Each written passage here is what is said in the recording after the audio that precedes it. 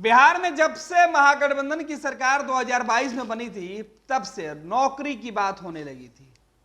हालांकि नौकरी की बात तो 2020 में हुई थी, लेकिन 2022 में तेजस्वी यादव सत्ता में आए तो हर विभाग में नौकरी देना उन्होंने शुरू किया। ये दावा राजद के नेताओं का है, जबकि नीतीश कुमार और जेडीयू का यह कहना था कि नौकरी उन्होंने दिया। बीजेपी की बिहार में सरकार है, फिलहाल नीतीश कुमार के साथ एनडीए की नई सरकार है।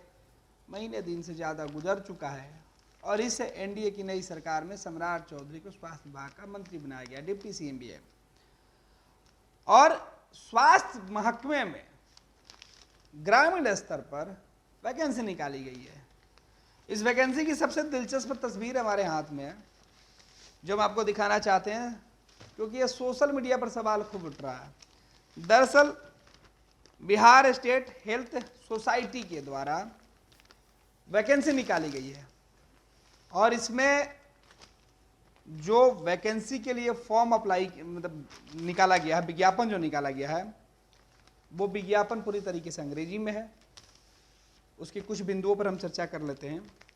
यह वैकेंसी जब आई तो लोगों को यह लगा कि रोजगार देने वाली सरकार जो दावा करती थी कि रोजगार हमारा है, क्योंकि जब राजद और नीतीश कुमार बिहार की सरकार में थे तो बीजेपी के लोग ये कहते थे कि उनके किए गए काम, उनके शासनकाल में ये तमाम जो एजेंडे थे नौकरी देने का, वो तय हुआ था और राजद इससे अपना क्रेडिट बता रही है। और अब बिहार में नीतीश कुमार और बीजेपी की सरकार है तो क्रेडिट इनका बनता है। बीजेपी को यह लगता है या बीजेपी के समर्थक यह जानते हैं कि बीजेपी जब सरकार में होती है तो बीजेपी की सबसे ज्यादा जो उम्मीदें होती है सरकार में, जब बीजेपी होती है तो, कि बिहार के लोगों को ज्यादा से ज्यादा मदद पहुंचाई जाए, राहत पहुंचाई जाए, नौकरी रोजगार दिया जाए, अवसर दिया जाए। और भाजपा की जब सरकार बनती है, यह सरकार किसी की भी हो, बिहार का हर व्यक्ति की इच्छा होती है, चाहे वो पिछड़े जाति से आते हैं या फिर अगड़ी जाति के आते हैं, हर व्यक्ति को लगता है कि जो बेरोजगार है उनको नौकरी चाहिए। लेकिन बिहार में अगड़ी जाति के लोगों को खास तौर पर एनडीए की सरकार से बड़ी उम्मीदें होती है कि एनडीए की सरकार में अगड़ी जाति के लोगों के लिए, अगड़ी जाति के गरीब लोगों के लिए रोजगार के साधन तो जरूर बनेंगे। लेकिन हमारे हाथ में एक विज्ञापन है, यह विज्ञापन सोशल मीडिया पर सबसे ज्यादा ट्रेंडिंग है और इसके पीछे इस विज्ञापन में छपे हुए जो लिस्ट है ना, नाम जो है वो है। दरअसल इसमें जो वैकेंसी निकाली गई है वो 40,000 रुपए महीने की वैकेंसी है। हर पढ़ा लिखा व्यक्ति करना चाहता है और मेडिकल क्षेत्र से जो जिन्होंने पढ़ाई की है वो तो चाहते ही है करना। लेकिन बीजेपी ने अगड़ी जाति के गरीब लोगों को, अगड़ी जाति के वैसे परिवारों को दरकिनार कर दिया है, अगड़ी जाति के वैसे नौजवानों को, लड़कियों को यह फॉर्म भरने से वंचित कर दिया है, जिनके परिवार का कोई दूसरा सदस्य किसी भी तरीके से बिहार में जो मापदंड है अगड़ी जातियों के गरीब होने का, उस मापदंड में वो फिट नहीं बैठते हैं। क्या किसी एक व्यक्ति या किसी एक नौजवान के घर में कोई दूसरा व्यक्ति अगर सरकारी नौकरी करता है तो उस परिवार के दूसरा शख्स गरीब नहीं हो सकता है? यह बड़ा सवाल है, क्योंकि जो वैकेंसी का फॉर्म निकाला गया है कॉमनवेल्थ, उसमें चर्चा इसी तरीके से की गई है और इसी बात को लेकर अगड़ी जाति के बेरोजगार नौजवानों का जो गुस्सा है वो सोशल मीडिया पर फूट रहा है और सीधे तौर पर सम्राट चौधरी से पूछ रहे हैं कि आप पिछड़ी जातियों के ऊपर जो दरिया दिली है दिखाइए, कोई एतराज नहीं है। चुनावी मौसम है, चुनावी मौसम में दरिया दिली दिखाना है, वोट बैंक उनके पास है। अगड़ी जाति के तो जो वोटर है वो आपके बंधुआ मजदूर हैं, वो कहां जाएंगे? आपको तो यही लगता है, बीजेपी को यह लगता है कि अगड़ी जाति के वोटर उनके पास निस्वार्थ हैं, उनके पास कोई विकल्प ही नहीं बचता है, वो वहां जाएंगे और वोट देके आ जाएंगे, पूछेंगे नहीं। आप पिछड़ी जातियों को जो देना है दीजिए, आप दीजिए, कोई एतराज नहीं है। आपके पिछड़ी जातियों के लिए जो आप एजेंडे ला रहे हैं, जो रोजगार के मुद्दे ला रहे हैं, किसी को कोई एतराज नहीं है। लेकिन अगड़ी जातियों के जो गरीब है 10% जो आरक्षण की बात आप कहते रहे हैं, आखिर वो क्यों नहीं दिखता है? क्यों हर जगह कुर्बानी देने की बात आती है? हर जगह अगर आंखें बंद करके हिस्सेदारी देने की बात आती है तो अगड़ी जातियों के साथ अब भेदभाव हो रहा है। ये स्टेट हेल्थ सोसाइटी बिहार के द्वारा जो विज्ञापन निकाला गया है, इस विज्ञापन में हम विज्ञापन आपको पूरा जो स्क्रीनशॉट है उसको दिखा रहे हैं आपको। यह विज्ञापन देखिए और इस विज्ञापन में क्या कुछ लिखा है। इसमें सीधे तौर पे जो लिखा हुआ है, जो अनरिजर्व कास्ट है, राजपूत, ब्राह्मण, भूमियार, कायस्थ, ये इन जातियों के लिए क्या है? 0 शून्य आपने दिया है।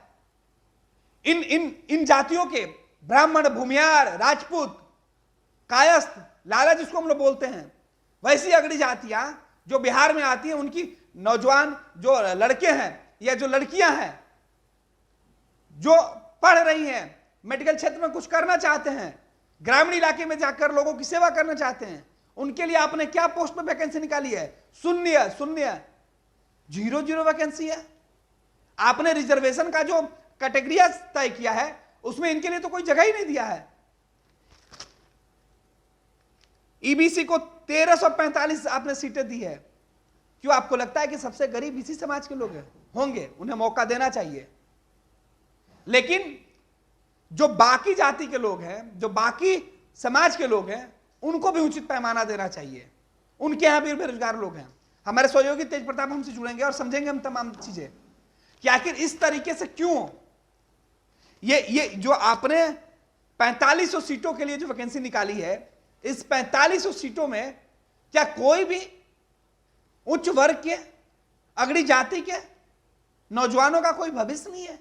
तेज प्रताप हमारे साथ जुड़े हैं। तेज प्रताप, ये वैकेंसी का जो पूरा फॉर्मेट है हम समझना चाहते हैं, क्योंकि 40,000 रुपए की वैकेंसी संविदा पर ही आपने क्यों नहीं निकाली है बहाली?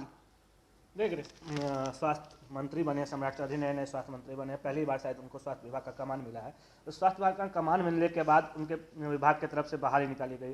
तो आप साफ देख सकते हैं कि पहली बार भले स्वास्थ्य विभाग की कमान दी गई है, लेकिन वो मंत्री रहे हैं, इसके पहले भी वो मंत्री रहे हैं। तेज प्रताप, तो ऐसा नहीं है कि पंचायती राज मंत्री रहे हैं, उससे पहले नीतीश सरकार की कैबिनेट में मंत्री रहे। मंत्री रहने का उनका जो एक्सपीरियंस है वो काफी है, लेकिन पहली बार वो स्वास्थ्य मंत्री रहे। स्वास्थ्य मंत्री बनना पहली बार हुआ। लेकिन अब देखिए वैकेंसी निकाली गई गणेश, आप देख लीजिए सीएचओ की वैकेंसी निकाली गई है। बिहार में संविदा से बहाली होती है, ये हर लोग जानते हैं कि बेल्टॉन जैसी कंपनियां बहाली करवाती है और अच्छे सैलरी के तौर पर बहाल किया जाते हैं। अगर बिहार में अगर कर लें नौजवानों को 32,000 की सैलरी दी जा रही है, भले ही यह नौकरी संविदा पे है, लेकिन आज तक ऐसा देखने को नहीं मिला है या ऐसी खबर नहीं। 40,000 की नौकरी है। हाँ, वो 40,000 की नौकरी है, लेकिन आपकी इन हैंड 32,000 रुपए आपके अकाउंट में कटेगा भी तो फिर आप ही में से कटेगा तो 40,000 होता है। हाँ, ओवरऑल 40,000 रुपया है। तो और संविदा पे ऐसी नहीं बात नहीं होती है गणेश की संविदा पे नौकरी मिलने के बाद उसे हटाए जाने का या अन्य चीजों का प्रबंध है। हालांकि संविदा पे नौकरी, लेकिन गणेश ये देखने वाली बात है और जो मुद्दा गर्म है वो ये है कि आपने वैकेंसी तो निकाल दिया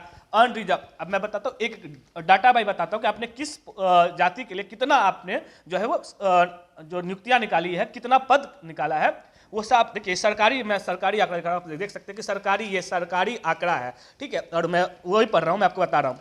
देख लीजिए, इसमें ईबीसी समाज जो बिहार में है, बिहार में ओबीसी के साथ साथ ईबीसी समाज भी है, और ईबीसी के लिए जो है आप देख सकते हैं कि 1345 पदों पे बहाली है, यानी 1345 पद जो है ये ईबीसी के लिए रिजर्व है। और ईबीसी में महिला की बात कर लें तो महिला के लिए 331 पद जो है वो रखे गए हैं। बीसी की बात कर लें, बीसी के लिए 702, बीसी महिला के लिए माफ कीजिएगा 259, 259। और अगर हम बात कर लें एससी के लिए 1279 और एससी महिला के लिए 230, एसटी के लिए 95, एसटी महिला के लिए जो है वो 36 बाहर निकालेगा। और हम बात कर ले ईडब्ल्यूएस, आपने जो है सवर्णों के नाम पे ईडब्ल्यूएस कर दिया। ईडब्ल्यूएस की बात करें तो ईडब्ल्यूएस 145, ईडब्ल्यूएस फीमेल 78। लेकिन बात यहाँ ये आती है गणेश कि हर कोई ईडब्ल्यूएस तो नहीं हो सकता ना। सवर्ण में 4 जातियां हैं, भूमियार, ब्राह्मण, लाला, राजपूत। और ऐसा है जो आप 10% आरक्षण की बात करते हैं सवर्ण में, तो हर कोई ये सवर्ण समुदाय के ऐसे लोग नहीं हो सकते जो ईडब्ल्यूएस का फायदा उठा रहे हैं। बहुत सारे बिहार में ऐसे लोग भी हैं, या ऐसा तो नहीं कि सिर्फ इसमें बिहार के लोग ही फॉर्म भरेंगे, अन्य राज्यों में के लोग भी भरेंगे। जो अन्य राज्यों के लोग आएंगे या बिहार के जो ऐसे सवर्ण परिवार के लोग होंगे जिनकी आमदनी, जो आपने मापदंड तय कर रखा है कि आपका सालाना इनकम जो है 9 लाख से अधिक नहीं होना चाहिए। तो ऐसे बहुत सारे परिवार होंगे जिनके घर में उनके माता पिता जॉब करते होंगे, बच्चे अभी पढ़ाई कर रहे हैं, जॉब नहीं कर पाते हैं किसी वजह से। तो आप जो मापदंड ईडब्ल्यूएस का तय किया गणेश, वो उनके लिए वो मापदंड वो फिट नहीं बैठते, तो उनको 10% का आरक्षण नहीं मिलता।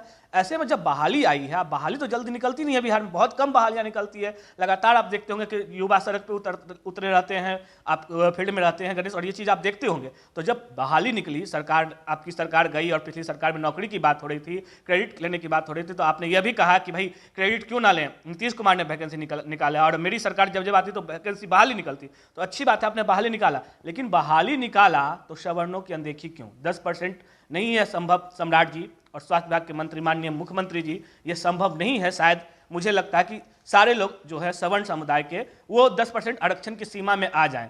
ठीक है, आपने पिछले दिनों आरक्षण का आंकड़ा बढ़ाया, विधानसभा में पेश हुआ आरक्षण का आंकड़ा, जब तेजस्वी यादव के साथ थे नीतीश कुमार, आपने देखा होगा गणेश, तो आरक्षण का जो है दायरा बढ़ाया गया। अच्छी बात है, आरक्षण का दायरा बढ़ना चाहिए, लेकिन अब यह सवाल उठता है कि जब आप आरक्षण का दायरा बढ़ा रहे हैं तो सवर्ण समुदाय जो बीजेपी के कोर वोटर कह जाते हैं, तो क्या आप उनको अनदेखी कर रहे हैं? ये मान के चल रहे हैं मैं उनके साथ कुछ भी गलत करूंगा तो वो मेरे साथ रहेंगे?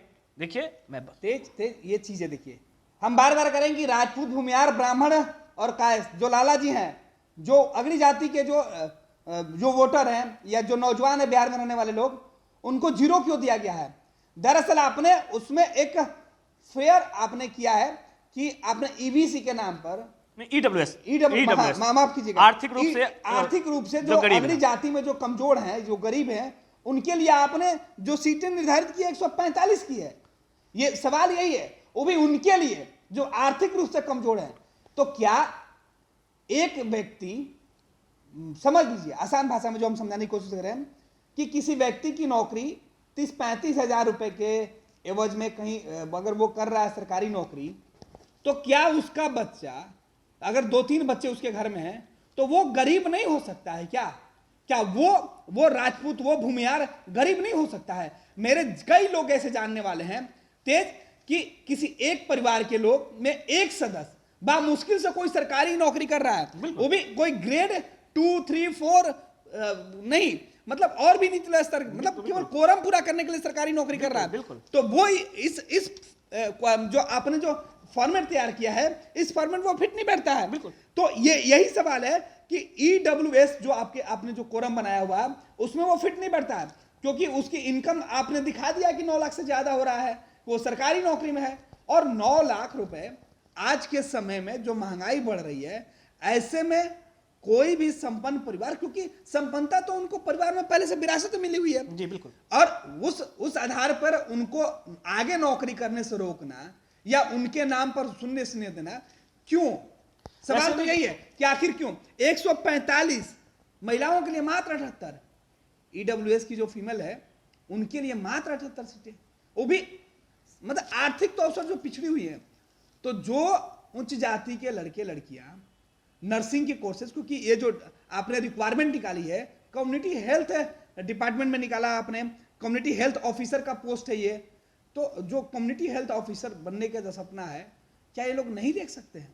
ये बड़ा सवाल है तेज, कि क्या आपने ऊपर की जो पोस्ट आपने की है कि शून्य शून्य आपने रखा है, अनरिजर्व जो सामान्य कैटेगरी का, मतलब सवर्ण में जो ऐसे हैं लोग जिनको जो 10% आरक्षण के दायरे में नहीं आते हैं, सवर्ण समुदाय के वैसे लोग, उनके लिए आपने एक भी वैकेंसी नहीं निकाली। तो गणेश ये सरासर गलत कहा जा सकता है। ऐसे बहुत परिवार हैं जिनके परिवार के सदस्य, उनके पेरेंट्स 9 लाख रुपए के आसपास कमाते हैं, बिल्कुल, लेकिन वो नौजवान अपनी पहचान नहीं रखना चाहता है क्या?